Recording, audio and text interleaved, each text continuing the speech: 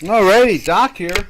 It is Thursday, TGI Thursday. Thank goodness it's Thursday. We can't wait for the 3-dayer. It's the birthday of America. You know, the birthday of the planet, basically. We are going to get some data in a few seconds. Dow Jones Industrial Average is bouncing around in here. That they've got okay. They're doing initial jobless claims.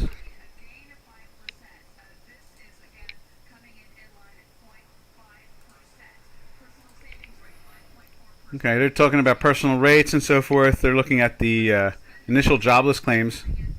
And then I guess tomorrow is GDP or is today GDP? I'm so confused. Good stuff.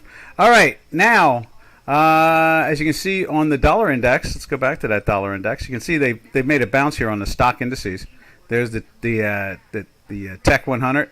It's moved up 100 points. So obviously, whatever they came out with, they're happy about. And the S&P 500 went from the 3,781 area, 81, 82, no, 3,776 area to the 81 area. So they're making a move there.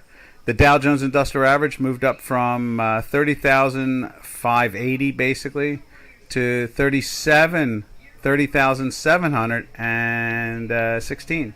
So about 130 point move there. And so jobless claims were 231,000 compared to a estimated 228. Oh well. 47. What's happening? And the Nikkei. Let's see what the Nikkei did. Nikkei. Konnichiwa.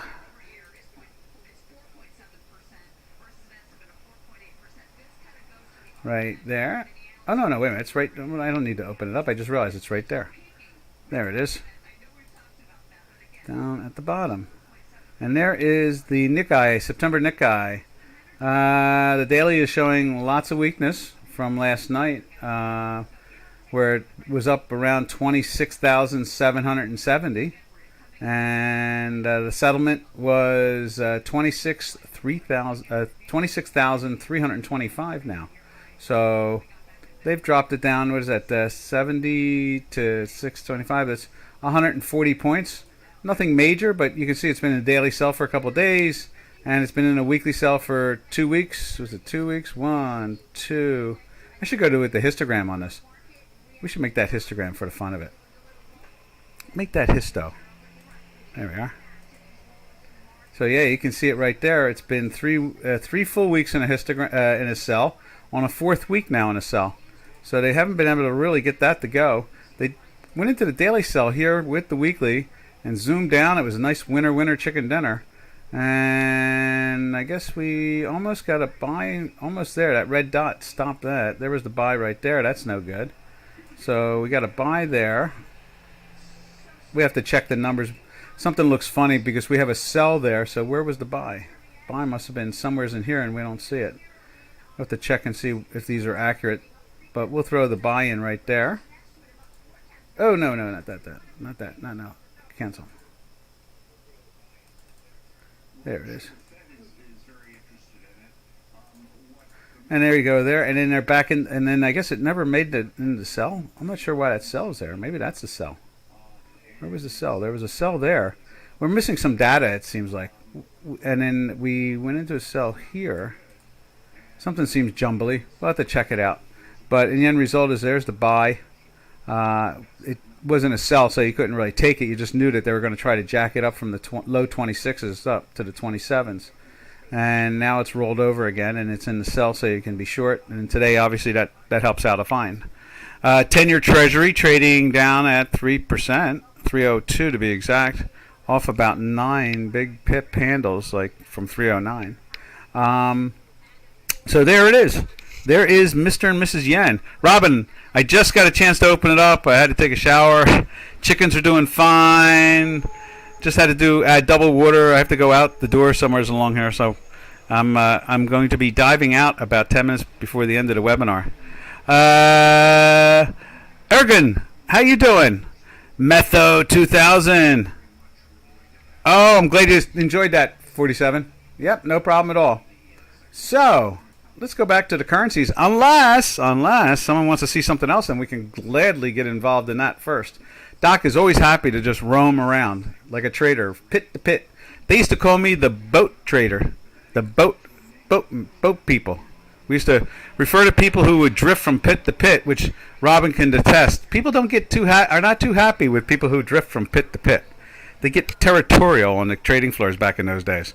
And I used to be, since I had been a floor broker for so long, everybody knew me. I had been a floor broker for 3 solid years and done some of the wildest, biggest, and interesting trades and had enough respect. I was always drifting from pit to pit. I could drift in as a market maker or a local, or I drifted in as a broker, filling public orders. But I love the drift when I'm looking at technical analysis and different products. I definitely love the drift around to see what's going on and maybe get a new idea. You never know where the next new idea is going to come from. All right, today's peak inflation. I want to say peak, and then sideways, and then a little bit more up. I'm not sure if it's a plateau. I wouldn't call it a peak. I'd call it a plateau where there could be more higher highs. That's the way I look at it. That's exactly the way I look at it. I look at it like it's not going to be a peak, but it could be a plateau where we, kind of pair the larger percentages. Only time will tell in the end. Only time will tell. So, what is this about this? Bloomberg is getting back to 2 is a hard inflation number. If people will lose faith. 2, I don't know what they're talking about. 2 plus would be nice. That's funny. Plus would be. That's a trader from the floor from the old days. Plus would be nice. I like to give a fast answer to some of these. There we are. And so you can see there's the dollar index, and it's acting extremely well, and it's not letting go, that's for sure. And that's what you see right there. There's the dollar index, right there. And then over here, let's put it up on J4X too. Right there. There's the dollar index. And you can see it's been showing strength, the green line coming through on the J4X. Volume has been dipping down. That's kind of interesting right there. And I could say more about it, Metho 2000 in some ways, but I think the best way right now is to just treat it like a plateau. So it's not the top. It's not it's not near the top. It's in the middle of the range of the top. And it might go higher. It'll go down a little bit here or there, but I think overall it has more of an upward trajectory. So I think there'll be a couple peaks. PCE price index is okay. Yeah. They there was some, personal income,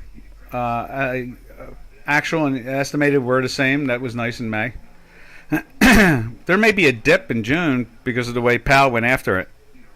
The way Powell started talking tough, All right, let's take a look at the Swiss franc.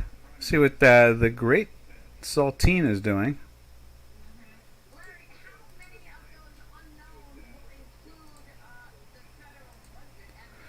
Yeah, you can see there it's trying to lift up. So the dollar is firming up against the Swiss right now, and you can see it's trying to get into a buy after all these days in a sell right there. And you can see we've been in a weekly sell since right there. Well, it went in and out and in. So, and now it's flirting with it now. As we speak, it's flirting with a weekly buy.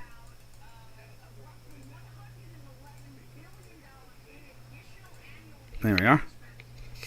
So, the bigger question, I guess, is about just the way the Fed's going to function. They're saying $110 billion is getting ready to mature. Will the Fed let it mature, or will they just roll it themselves again, as usual? See, that's the whole trick we talked about yesterday. There is a lot of issues there about them doing things like that. And that's the real problem there. And that is a big problem, you know. We talked about it yesterday, quantitative easing versus quantitative tightening, and how long that adventure has been going on, and how much it has had a great effect across everywhere. So that'll be the real gist of it all. All right, from there, let's minimize that. There we go. And go like that. There we are. And let's check out the euro. There's the euro. And you can see the euro's just sliding down against the dollar still. No push. Third day in the sell. Playing with the weekly sell with no problem. And let's check it out over here.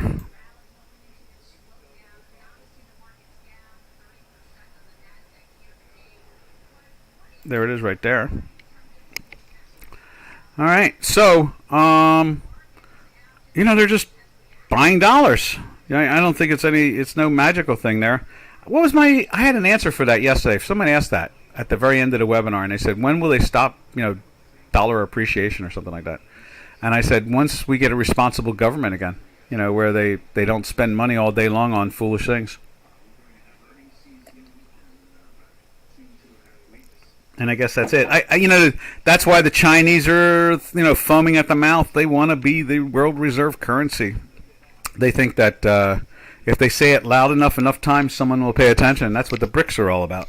They're trying to emulate that so they could, and nothing else. It's okay if these guys and gals want to trade in between themselves. Go for it and not use dollars. Be my guest. It just cuts out the counterfeiting in the end result, so that's just as good as for me. The counterfeiting of American dollars physically is rampant across the planet. Iran is like the number one printer of illegal dollar bills. Hezbollah is number 2, and I know there's a few others out there that are doing it, and I don't remember who they are, but they print billions of this stuff all the time. So it's fine with me if they can figure a way of trading in between themselves and not use dollars. God bless them. All right, from there we'll jump over to the British pound. You can see it there. Same thing, 3 days in a sell, and this has been in that weekly. We'll just show you again as usual. I like to re-emphasize the stuff. We put a big line there. You can't see it. Let's tighten it up even more. There it is right there. It's been in that weekly sell now since mid-April, late April. It's just up from the 130-ish area, 131s or something like that. And from there, we jump over to the Turkish Lira. Oh, let's take a look at it on J4X. Just a quick peek. A quick peek. Right there. Yeah, so it's been in that weekly sell since up in here, up in this area. And just as much as I always think that Great Britain and the Commonwealth can be better, it doesn't seem to happen. But what do they say? Something about like hope is eternal or something like that. I hope that it will happen one day. That would be nice, That would, that would be great, because at least they're pretty much capitalist, and so that would be, a positive thing, and there'd be a lot more, much more organized situation there. And in other words, that's important. We continue to work to restore service as quickly as possible. For any inconvenience, please now we are assured that restore customers service disruption. You can check your balance. I see. Work to ensure off-air. Okay, there we go. And that is pretty much it. That is the name of the game. The world reserve currency, and who is it and who's doing it. I mean, that's really what it comes down to. And when you hear about the BRICS, and I think in my head, I think Commonwealth. The Commonwealth would be beautiful at that, It would just be great. And, 2 billion people, you're talking about South Africa, you're talking about Nigeria, you're talking about Jamaica, you're talking about Canada, Australia, New Zealand, You're talking about England, Northern Ireland, Scotland. You're talking about Kenya. A lot of interesting countries. Belize. It's just, if the Commonwealth with 2 billion people could get their game together, that would be another helpful thing to keep the dollar lower in price. So that's my real opinion about it all. I just wanted to finish that off from yesterday. Now, from there, let's take a look at Turkish Lira. That's been no news. I guess there's so much news. Look at that. As much as they knocked it down, it's just kind of drip. What do you call it? I call it like leaking, like a drip, right there. Just kind of pressing down. It's not really pushing that hard. You can see it's been in the buy for weeks, and it still hasn't got to the sell at all. Pressure's on there, and let's just take a look at the dollar one, because the dollar one's been in a weekly buy since almost the first of the year. It seems like it's been a while. Let's put it that way. Right there.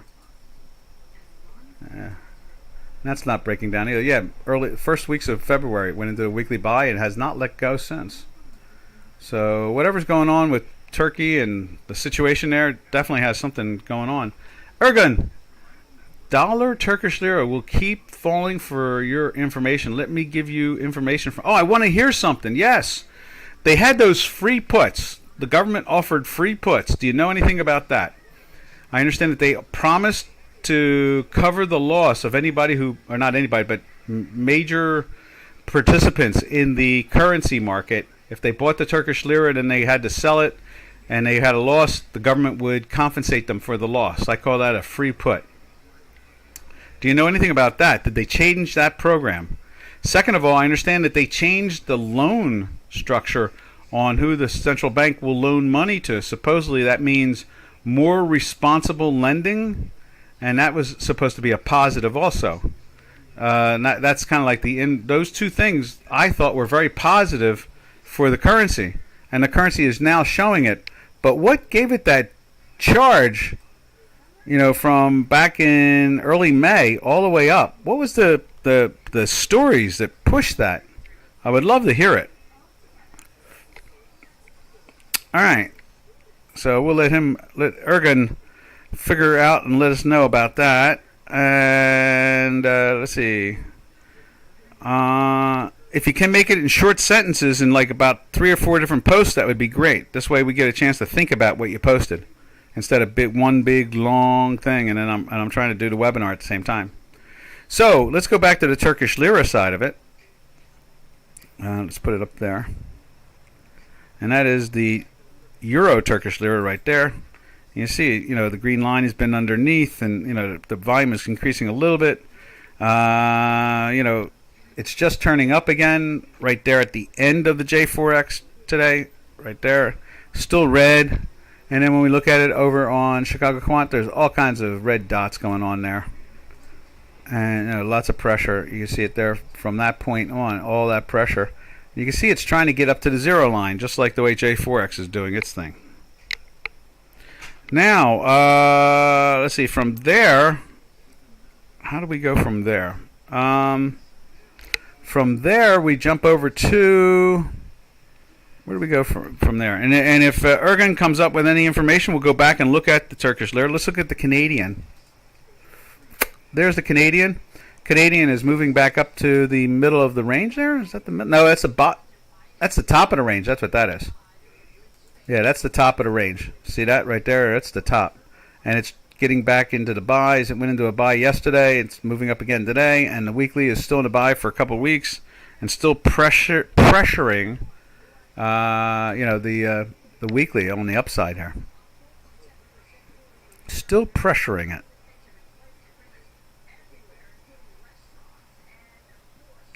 Now, from there, where do we go from there? We go over to we got to put Canadian up on J4X. Let's see what it looks like there. That's what it is. Dollar CAD right there. Okay, Ergun says, we will announce new economic packages in a few days to prevent U.S. dollar purchases. They're going to block. Oh, okay. Maybe they're gonna like be with the BRICS and try to move away from the dollar. Is that what it is? Prevent dollar purchases or a domestic dollar purchases. Yeah, I'll tell you. I guess it's domestic dollar pressure. That's what I'm thinking. That's what you're saying there. Yeah, I can see that. I mean, look, the dollar is expensive and it's exporting its inflation to everybody. It's not it's not like inflation is low in other places, but there's no doubt that it's a little bit more expensive. Why pay for inflation when you can just have inflation? Who needs to pay for it? And you can see over there on J4X, see that right there? How the right there at that point. Let's see, where is it at? There you go. You see right there where you got that green today. Just like we have the two greens right there. So it's showing that strength. Well, that makes some sense, when it comes to the dollar and the frustration and so forth. Like I said, why pay for inflation when you can have it for free? All right, from there we jump over to the energy complex. They sold the energy complex down yesterday on that Wednesday number. So let's check her out today.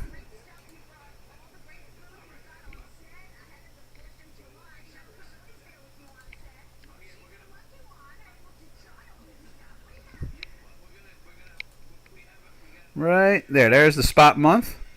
Kind of a little unchanged, nothing major. I think it closed yesterday at 109.63. Is that it right there? And today it's trading at 109.35. It's down 30 cents. Not too bad. Not too bad at all.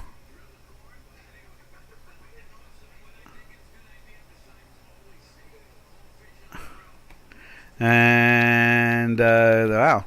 And so they're so basically when we see oil going down, not making money, we usually see the Canadian, as you see on there, going up. That's kind of like the rhythm of it all. So we see that. Matter of fact, you can see we're flirting with the daily sell there with that.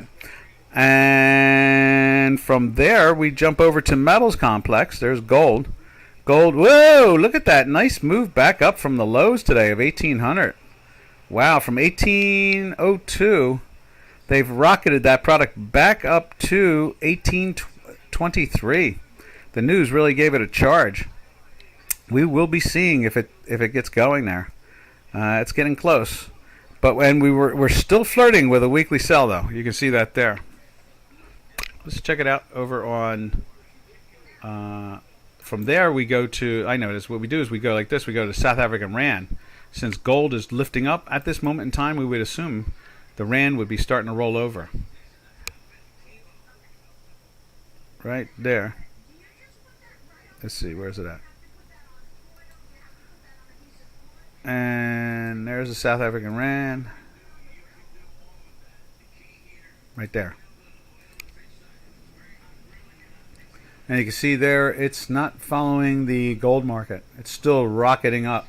Normally when gold goes up in value, it does that ride, turns down.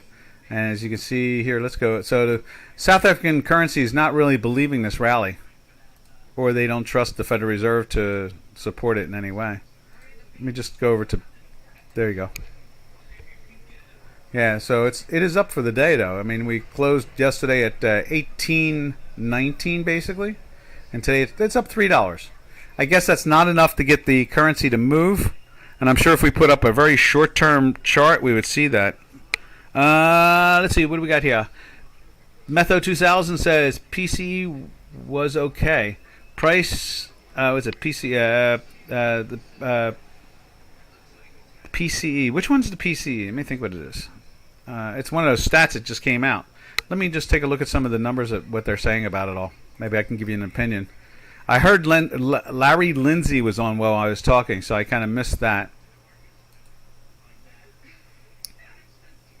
There we go.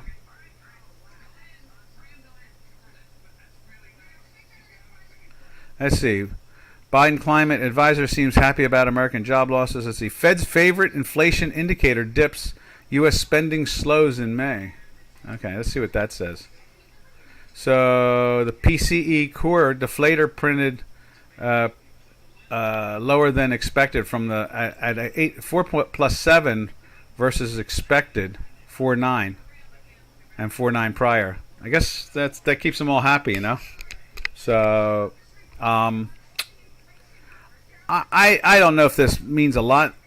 You know, I'll have to read more, but I hear you. I know that they're happy about it because you can see it in the, you know, as we always say, we follow the prices, you know, and you can see, like, here's the S&P 500, and let's show you the S&P 500 on an intraday basis at the beginning of the trading. So right here. So it was here, and they started anticipating it about 4 minutes beforehand. And the S&Ps went up from 65 to almost 75. So they ran 10 points. And then they ran another 10 points after the news was out. And then you can see that plateau. And now they're pressing down to the lows of where it started at 730, which was right there off of that line. Matter of fact, they're below where they started at 730. So, you know, even with it being 4.7 versus 4.9, maybe, you know, at that obviously that's a good thing. That the price inflation, the PCE deflator, since it dropped, that makes people feel comfortable. I guess that's how it goes. But notice that the 3.5, 4 minutes beforehand, someone was buying, knowing that the number was that. That's that insider trading thing. You would think that the Securities Exchange Commission would look to see who's doing all this buying. You know? Look to see who's doing all this buying over that 3.5, 4 minute period. It's right there on the charts. You know, it's not like it's hard to spot. 0.25 rate hike next time. 2.5? No, you think so? Oh, I think at least 5.0 and 7.5 is already written into the market. I think that if they dropped it below 7.5, I think that well, let's put it this way: if they drop it below 7.5 and do 0.50, that will make markets nervous on some level. I think 0.25, I think, would make them feel that the Fed is not serious. At least that's my opinion. I think it's priced in already. We really do see 0.75 priced into the market. So now, would they calm down more in September, maybe, at the, you know, because of the election being only like 4 weeks away after that, or 6 weeks away from that? I think that's a possibility, but I don't really think that. I think it's kind of built in that a 0.75, it's already in the market, in the stock market. I think it's in the what do you call it, the bond market and so forth. But we'll see. You know, anything's possible. If they threw a 0.25 out there, that's what they should have been doing a couple years ago. They could have been doing 2.5s. They wouldn't have this problem today. Let's see. Let's go back to.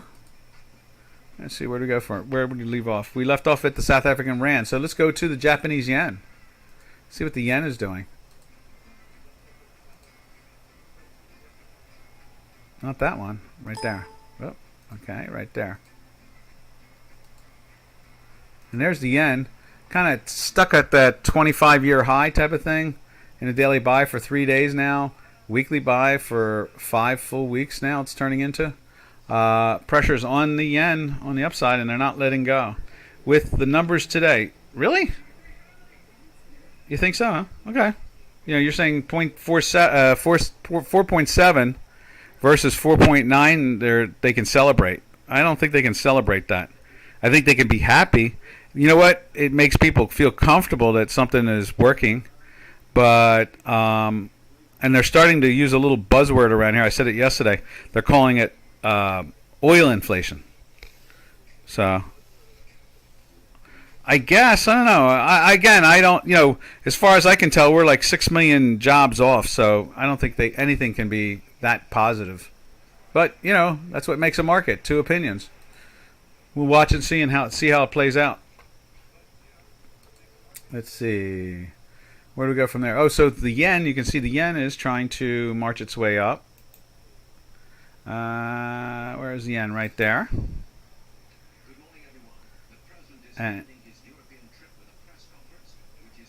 And, oh, President's in progress speaking.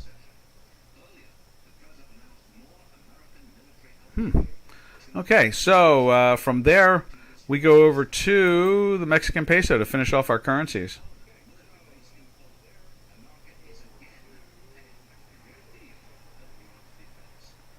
Let's see.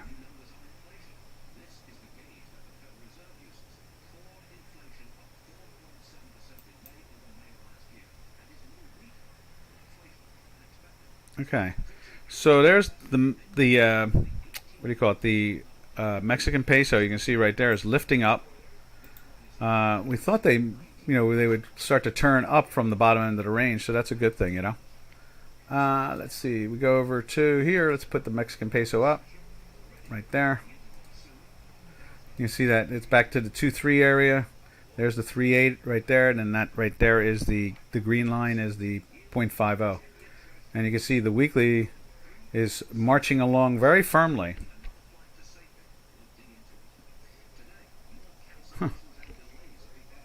And what else can we say about that? I guess that's about it when it comes to the currencies. Fed loves to be dovish. Yeah, they're forced to be dovish. Maybe 0.5, but not 7.5 anymore. Okay. It's hard to believe that one number would, automatically change their direction. Can you imagine what happens, how much credibility they lose? Everybody expects 0.75 out of them again. And then they can start to pare back because it's priced in.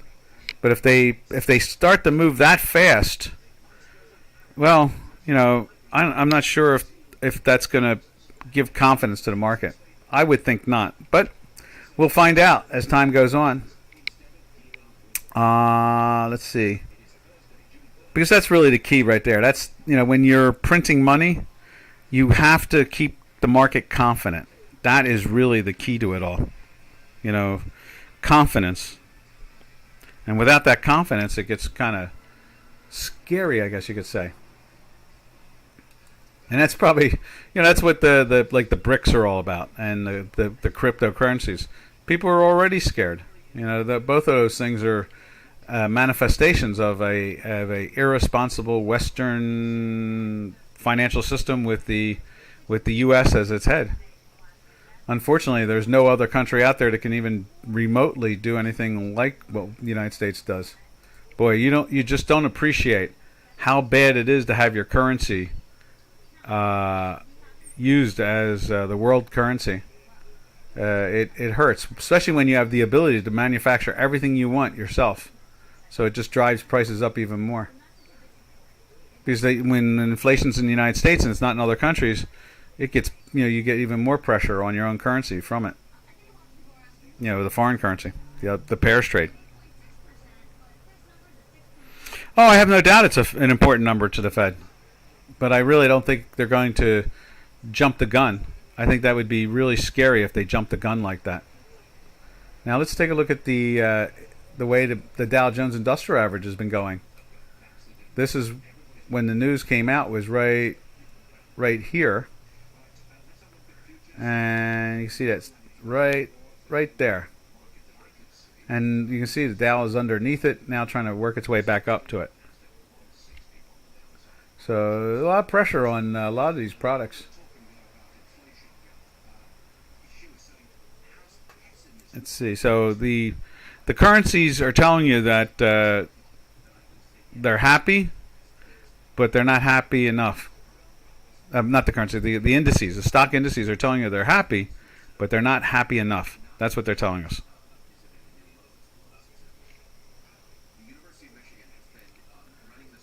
That University of Michigan thing, it's at all-time lows.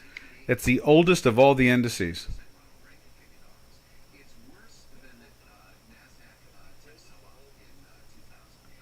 It's worse than the NASDAQ, the internet bubble of 2000. So they're saying basically is that the University of Michigan index, and they're saying that it needs to turn up and stopped falling because it's at the worst point it's ever been. So I think that this should give, like you said, I think you're right, Metho 2000. I think this gives confidence to the Fed and that they're on the right course. But I don't think they want to change direction so quickly. That's all. All right. From the University of Michigan numbers, we go to, where are we going to go from there? Let's go to let's look at the back month crude, because we're going to be getting out of here in about 10, 12 minutes. So there is that's the August contract. You can see it's down a little bit more. It's down another 15 cents or so. And let's check out the October contract.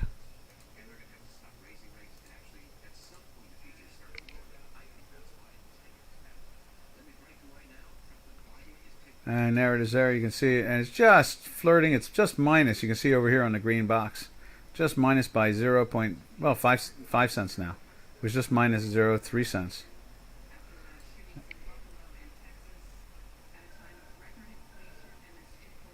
And this.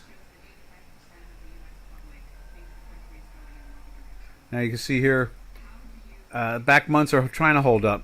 Now let's take a look at Nat Gas.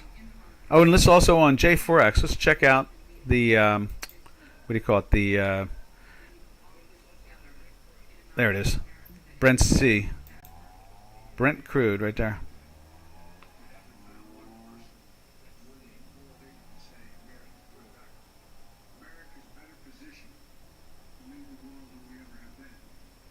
And so at this point in time,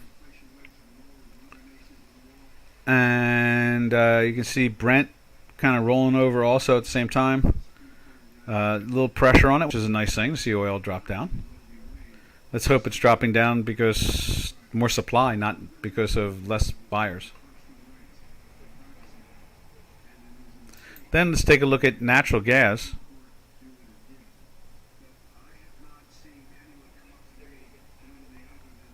There it is right there, natural gas. And you can see it right there. It's been strong. It's trading still over the 27s. It was nice to see it drop below 27 a couple days ago. I mentioned it yesterday. I understand that Israel's getting ready to start exporting natural gas to Europe. So that's a good thing. It's not that far a run. It's just right across the, I'm going to say across the river, right across the Mediterranean. So maybe they can drop some pipes under the water and boom, done.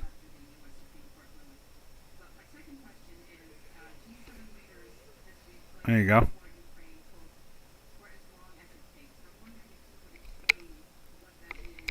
All right, from there we jump over to the metals complex. Let's take a look at, we saw gold. Gold had lifted up. It's up about $4 now compared to the $3 before. And you can see still holding underneath that weekly sell. Silver.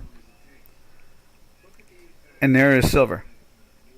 You can see silver is in a minus today from yesterday. So they're lifting gold a little bit, but they can't get silver more than, less down than it was before. I mean, you're looking at it was trading at trading at 20.53 now, and you can see there the low today is 20.20. So it's at 33 cents higher. That's it, but it's still in the red. Let's take a look at it on J4X.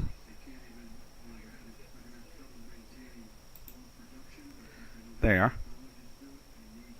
You see the same situation, just having that same pressure on J4X. We're getting down to the low ends of the range, and it doesn't seem to be stopping at this point. So, looking at the silver, let's see what copper's doing, the industrial. You would think that would be matching the oil, but it's made a nice bounce the last couple of days. Copper right there. It's still red on J4X. And we got a couple greens, but we had red dots with 2 out of the 3 of them, and now it is pressuring into the sell again. So it's not really backing off very well. It's just kind of flattened out, and it's hanging out down in those lows. It's made it lower than I was thinking it was going to. At least I thought the first low would have been uh, in the not in the high 80s, a bounce back up and then down. But instead, the money really came in and got out. I mean, the money. Let's put it this way: the copper came in and they sold it. That's really what it came down to, and it was really surprising. So that's in many ways, like you look at that 4.7 versus 4.9 on the deflator. That says two things. One is, compared to copper, the copper is telling us that the industrial base is slowing, so it's recessionary. Things are getting recessionary, so they're pulling oil and gold and copper back. At the same time, the inflation factor is saying, okay, inflation is calming down a little bit. Sometimes when you have inflation back off, that's usually the sign of the recession, more than it is of stopping the inflation, the function of what's creating inflation.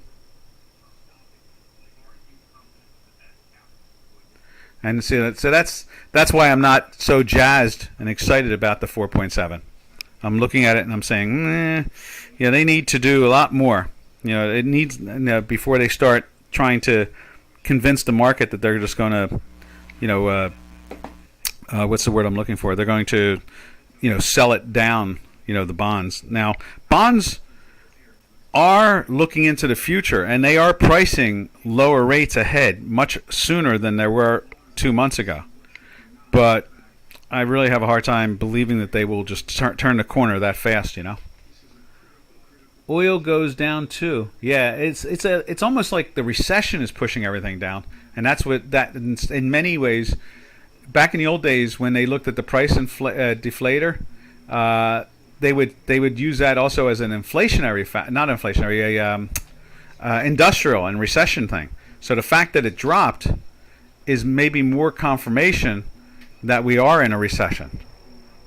That's how I interpret it. Now, if it'd been like 4.1, I'd been woo, yay, that'd been like great, But it's not 4.1, and since it's not, it makes it even much more harder to basically take it serious.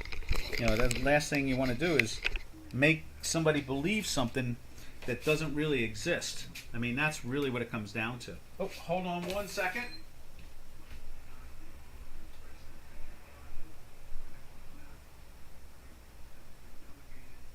Okie dokie. I am back. Yeah, so that's why I'm not that super excited about the 4.7. That's the only reason, which is, because there's too many moving parts. Fed can't do 7.5. Why can't it do 7.5? It's already priced in. They're at 1.5 now. That'll push them to 2.25. The bonds are trading at 3. So, you see what I'm saying? So, in other words, when you look at like the 10-year or the 30-year bond, they're trading in the 3s right now. 303, 304. They've been as high as 350, 360, something like that. The 10-year, the 30-year is trading like in the 315s or 320s or something like that. So it's already priced in. And so right now the Fed rate is 1.5. So recession? We're already in a recession. Even the official numbers from the Atlanta Fed says that they don't think the GDP is going to be higher than 0. So that says a lot. That says basically, things are going to be weird, financially in the system. What else can we say about any of that? From there, let's see, the deflator. Let's see. So basically, the deflator is really like a sign that the recession is occurring. Metals down, oil down, unemployment rises. Yes, it's a recession. We're in a recession. There's no doubt about it. Now, the question is, will it be 3 quarters or 2 quarters? That's really what it comes down to. I would think that because of what we think is going to happen in the election coming up, that it'll be possibly just 2 quarters. Well, the most 3 quarters, and I think that's really the answer to it all. All right, from there, let's see what else we got going on here. Let's take a look at platinum since we're towards the. We'll save platinum for tomorrow. But I have my doubts that it's wrong. Yeah, let's look at it. I'm curious to see where it's at. Usually I try to look at it 2 or 3 times a week. And there is platinum. There you are. And platinum is still down and in the weekly sell for a couple of weeks now. All right, stock indices. There is the Tech 100. You can see it's obviously down. Matter of fact, if we go over, we'll do it this way. So there's the Tech 100 or the NASDAQ 100. It's down 143 points. It had rallied up to being down, I see, 154. So it was about 50 points. It was only down about 80, 90 points since the number came out. And now it's rolled over again. It's below the number. That's where it started. So it dropped down to it. And it's playing with the number when the news came out right there. And then you can see it on the daily chart. Right there, you can see pressure on it. Weekly sell the whole bit. Now, over here, S&P 500. You see the S&P 500, same type of issues. You can see, down for a third day, weekly, no problem. All the pressures are on the downside. And then you can see here on the S&P, it's rallying back up more. That is a sign of the opinion you have about rate increases. It's saying basically that they're not going to be aggressive for long. That's what that's trying to tell us. Just that little squiggle today is saying that just exactly what you're saying. It's trying to tell us that things are not as bad as we thought. So, it goes down, tests the number of when the number came out, and it's already going back up towards the highs of its day now. That type of thing. And that's the best index of all. And then the Dow Jones is doing the that's where the number came out. Where did the number come out? The number came out here, went down, tested. It's coming back the same way. We can widen that out like that. And so that's what you're reading, and you're right about trying to read it that way. It's just that I'm concerned that the confidence, that would be a very negative thing on the confidence level. And that's really what it comes down to, is that when you're printing money, you definitely don't want to change direction. You don't want to scare people. And that's really that's really the bad part. You want them to make you, like right now the Fed is really behind the curve. They kind of missed the whole thing, and people were really upset, and you can see how the stock market rolled over from it. And over the last 3 or 4 months, and we don't want that. We don't want that paranoia to be there. You know what I'm saying?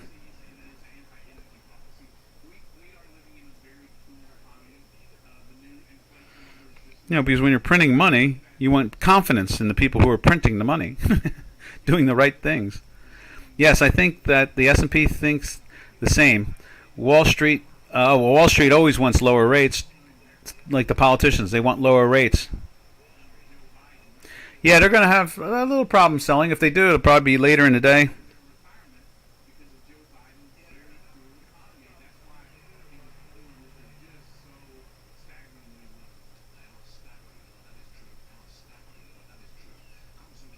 Here we go. So, that's that. Now, where do we go from here? From the stock indices, we could go take a peek too at, we can take a look at some of the others, like the Russell 2000, see what the Russell's been doing, because that's the most speculative of all of them. So, okay. I'll be right up. So, that is about it, traders. We're going to get out of here. Doc has to dive out a little bit earlier today, about 4 or 5 minutes early. So, I think everybody has put in a good opinion on what's going on. And what we'll do is pick this up tomorrow on TGIF. Sorry I got to dive out early today. I've got an issue that I've got to go deal with. They can't sell today. Yeah, the $1 billion question. I really like that one. So traders, I'm leaving about 5 or 6 minutes earlier than usual. We will catch you all tomorrow on the same time, same channel. This is Doc from North America saying happy trails to you until we meet again. Happy trails to you, to all our trading friends. Later, later, traders.